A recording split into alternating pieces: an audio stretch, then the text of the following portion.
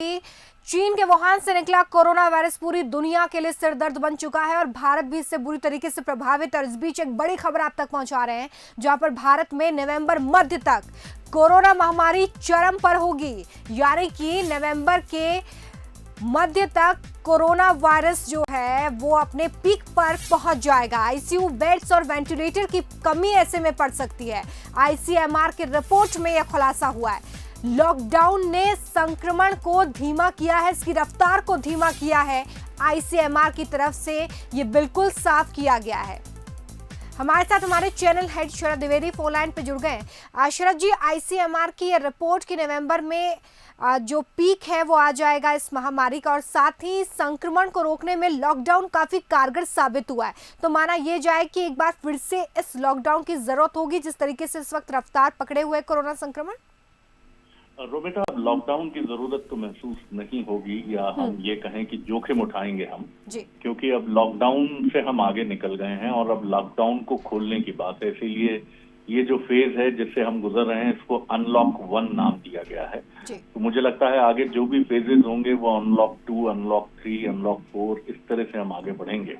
और जहां भी बहुत ही भयानक स्थिति होगी या बहुत चैलेंजिंग स्थिति होगी, वहां जरूर स्थानीय प्रशासन और सरकारें परिस्थितियों को देखकर फैसले करेंगी।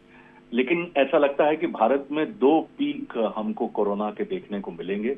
एक जिसकी शुरुआत हम अभी देख रहे हैं कि देश में 10,000 मामले रोज सामने आने लगे हैं और दिल्ली मुंबई में स्थितियां जो हैं वो काफी चुनौतीपूर्ण बनी हुई हैं।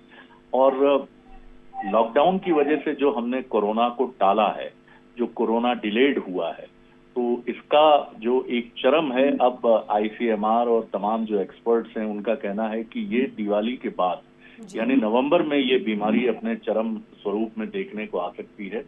और जो रिपोर्ट्स में कहा गया है, हेल्थ मिनिस्ट्री की रिपोर्ट में भी कहा गया है कि 9 जून तक देश में करीब 958 हॉस्पिटल हैं जो सिर्फ कोरोना के लिए काम कर रहे हैं। इनमें 1.25 लाख से ज्यादा आइसोलेशन बेड और 10,000 से ज्यादा आईसीयू बेड हैं और 46,000 से ज्यादा ऑक्सीजन सपोर्ट बेड हैं।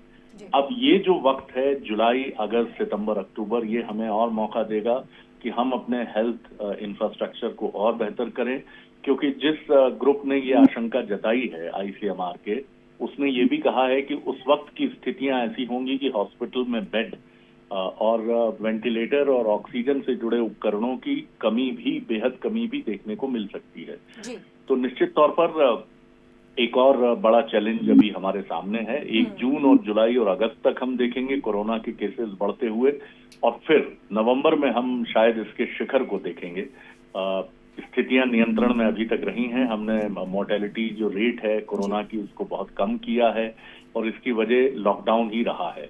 लेकिन अब चूंकि लॉकडाउन एक विकासशील देश में स्थायी समाधान कभी हो ही नहीं सकता, या पूरी दुनिया में नहीं हो सकता, इसलिए अब मुझे लगता है कि हमें जोखिम के साथ चलना है, लेकिन उम्मीद करेंगे कि हम जैसे अब तक अपने को काफी अच्छी स्थिति में रख पाए हैं, आगे भी रख पाएंगे। बिल्कुल, परमानेंट सॉल्यूशन लॉकडाउन नहीं हो सकता है देश में, और ऐसे में अब जिस चरम की बात की जा रही है महामारी के, उसको अभी आना बाकी है। इस बीच जो हेल्थ इंफ्रास्ट्रक्चर है उसे मजबूत करना है एक बड़े चैलेंज के तौर पर इस वक्त देश के सामने। बहुत शुक्रिया शरद जी हमारे साथ जुड़ने के लिए।